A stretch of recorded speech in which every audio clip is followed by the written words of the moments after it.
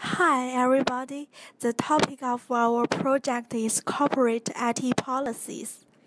Corporate policy is a documented set of broad guidelines formulated after analysis of all internal and external factors that can affect a firm's objectives, operations, and plans, which also determines the formulation and implementation of strategy, as well as directs and restricts the plans, decisions, and actions of the firm's officers in achievement of its objectives. In this presentation, we will introduce four kinds of corporate policies: password sharing policy, devices security policy, work from home policy, and internet usage policy. Hi everyone. I'm going to talk about the corporate password sharing policy, which is employed by organizations in order to maintain the data security. As per the policy guidelines, an employee is not allowed to share his password with co-workers or family or friends. There are various best practices followed across organizations in order to comply with the policy, which advise employees to not store their passwords at the obvious places where they can be accessed by the co-workers easily. For example, writing it on a sticky note and leaving it at the desk, or storing it in a file on the desktop. Also, employees are advised to lock their workstations before walking away. Now let's see this video where we can see what happens in real world with this password sharing policy. Hey Sharon, I forgot my password for the shared drive. I need a file to share with the boss. Can you give me your ID and password? Hey. Oh sure Peter. My username is my name and password is the name in reverse order. Passwords are personal and should not be shared. You wouldn't share your toothbrush with anyone. Why would you share the password? As we see, the policy is not always adhered to in real life, and the primary reason is to maintain productivity at the work. During my past work experience, there happened many situations where an employee's account was locked out as he forgot his password, and in order to restore the account, there is a process to log a ticket with the IT services, and the response time for the ticket could be few hours to a couple of days, depending on the availability of the person on the other side, and thus it restricts the employee from accessing the particular application during the time. This leaves the manager with no choice to advise the employee to use co-workers' credentials. Also, when a new team member onboards, uh, he has to give an application to the and this takes again a few days within the time slot. The new team member is given credentials of co-workers to access the application and work on it. Uh, During one incident, one of the team members was on leave and he forgot to set his out of office, and thus there was no way his backup could know if he has received any email, and the backup has to work on it. Thus we contacted the employee who was on leave, and since he did not have access to the internet from the location where he was, the backup person had to use his credentials and set his out of office, and also look at the emails that his mailbox had received. There could be other situations where the violation is not intentional. For example, an employee forgets to lock his workstation before leaving, and a co-worker peeks in to see some data or access some restricted information. There could be phishing attempts where an employee tricks his co-worker to reveal his credentials and uses to hack the data. Now there could be potential threats when the policy is violated, when a new team member is given access to certain application without proper training. He could commit various mistakes, and that would also lead to question of the accountability of the consequences. Also, inadvertent access to restricted resources leaves the data in vulnerable situation. Now, how do employees encourage compliance with password sharing policy within the organization? The employer should conduct frequent training sessions to spread awareness among the employees about importance of the password sharing policy. And I believe this culture should flow will always flow from top to down. So if managers adhere to such policies, their subordinates would take their examples and will follow their steps. Also, employers should enforce disciplinary action in case of a person found violating the policies. In order to avoid scenarios where the policy is violated, in order to maintain productivity at the workplace, employers should ensure that the response time for tickets of account logged out is less. And also, when a new employee is getting onboarded on the team, the process should be started well ahead in time, so that by the time the employee joins the team, he has all the required access and there is no need to share the passwords. So that was about the password sharing policy. Thank you. Now I'm going to talk about devices security policy in corporate environment. So the first is about background of the policy. The most common challenge is that people do not recognize that handheld or mobile devices represent a threat to IT and data security in corporate environments. As a result, they often do not apply the same security and data protection guidelines as they would on other devices such as desktop computers. Handheld devices combine security challenges posed by laptops, removable storage, for example USB keys, and cameras. This outline policy gives a framework for securing devices and should be linked to other policies which support organizational posture on IT and data security. So the purpose of the policy. This security policy establishes rules for the proper use of devices in corporate environments in order to protect the confidentiality of sensitive data, the integrity of data and applications, and the availability of services at the corporation, protecting both handheld devices and their users, as well as corporate asset continuity of the business, which applies to all employees, consultants, vendors, students, and others using business or private devices.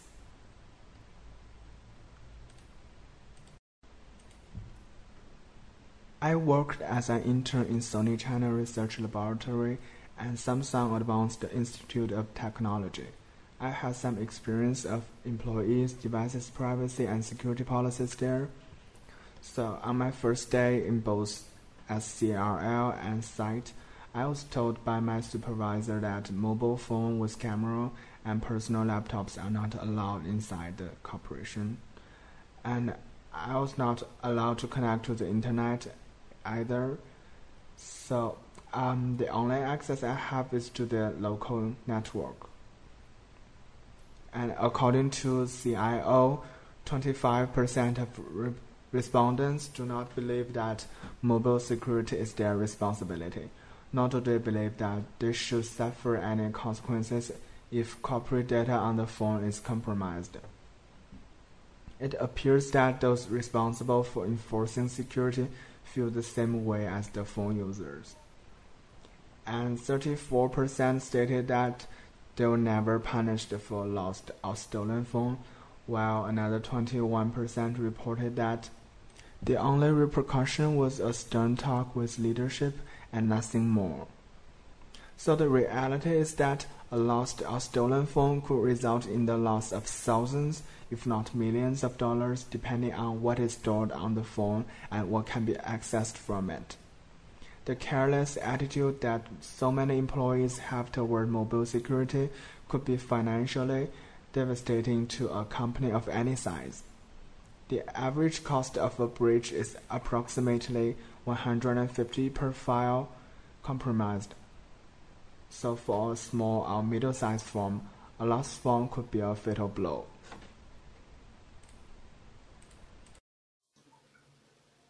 Let me introduce you to telecommuting, or work from home policy. This is one of the most disputed policy in IT world. Should we give employees opportunity to work remotely? If yes, then for how many days?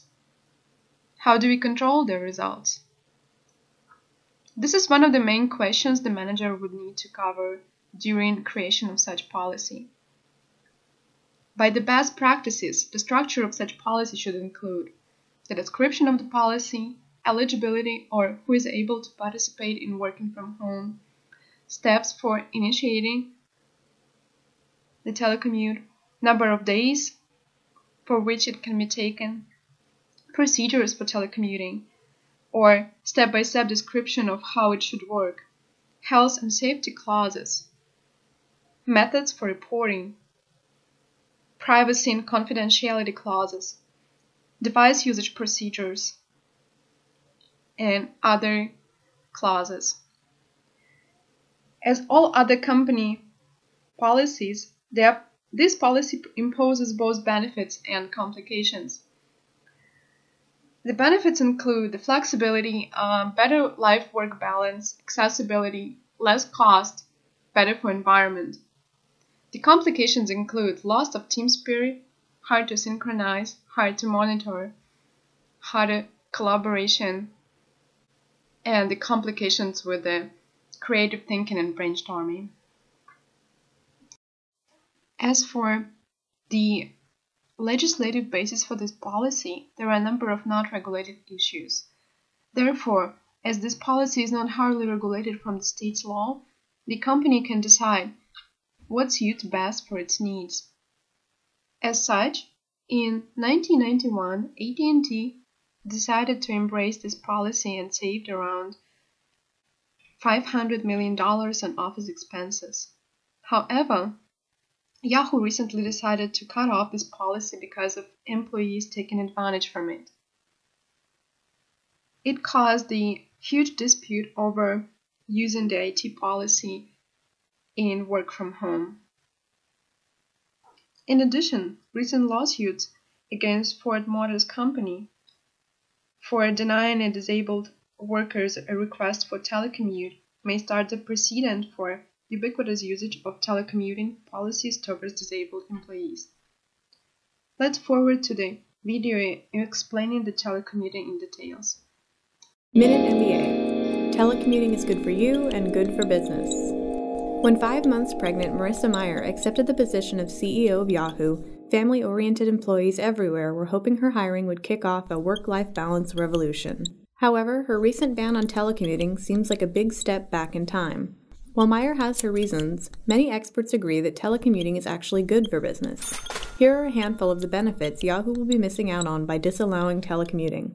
1. Increased productivity. One Stanford study shows call center employees increase their productivity 13% when allowed to work from home. A study from University of Texas Austin shows telecommuters work 5 to 7 hours more than their in-office counterparts.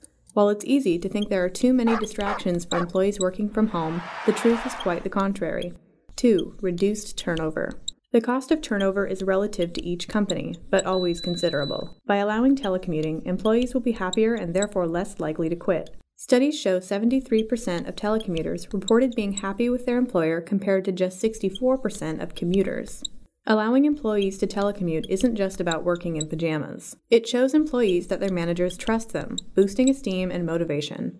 3. Improved morale, reduced stress. Americans hate driving to work, and telecommuting reduces employees' need to spend money on expensive clothes, fuel, and more. Plus, there's less stress in preparing for a day of work from home.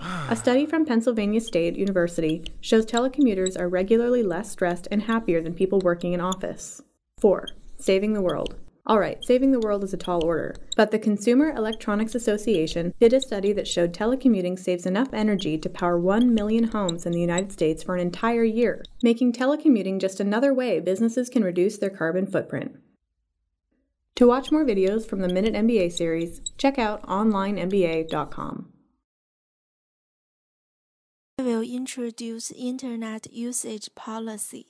An Internet Usage Policy provides employees with rules and guidelines about the appropriate use of company equipment, network, and Internet access.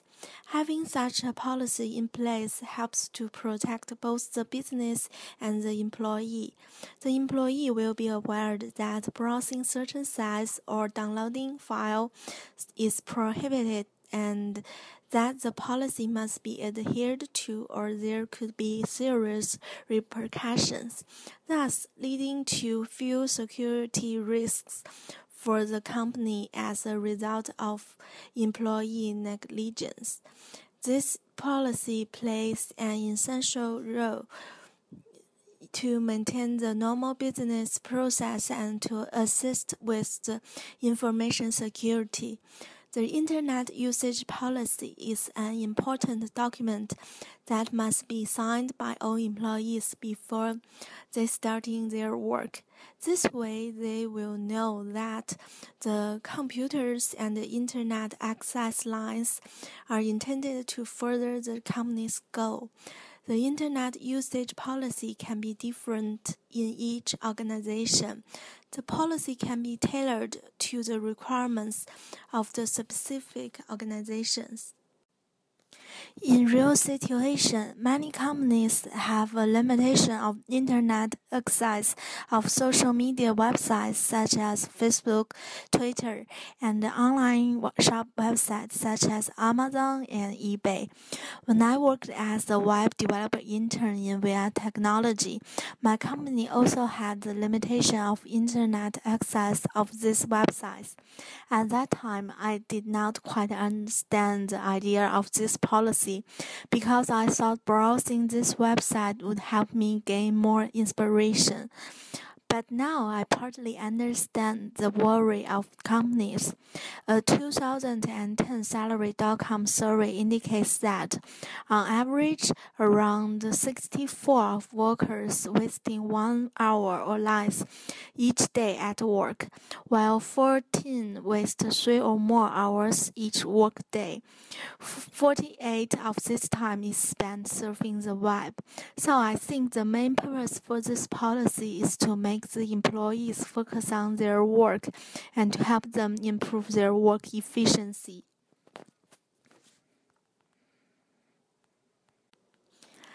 There are some points of Internet usage policy to make it more acceptable to the employees.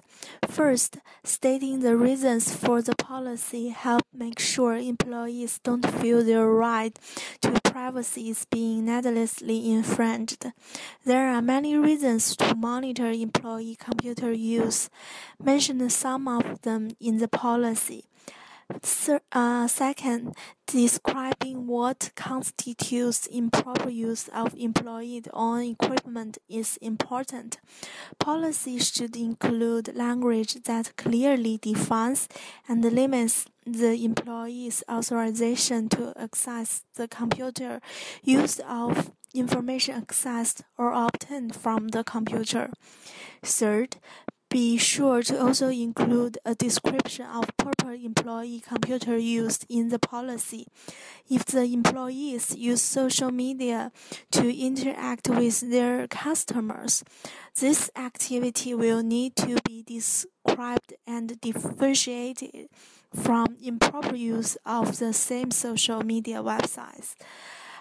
Fourth, the policy should prohibit and authorize the encryption of information such as email on business computers, such as with solutions like PGP. And last, to make it possible to enforce the computer use policy, state that violating the policy can lead to disciplinary action and be specific. Describe whether warnings are required before action is taken and what the action may consist of. This is our references of this presentation, and thank you for your listening.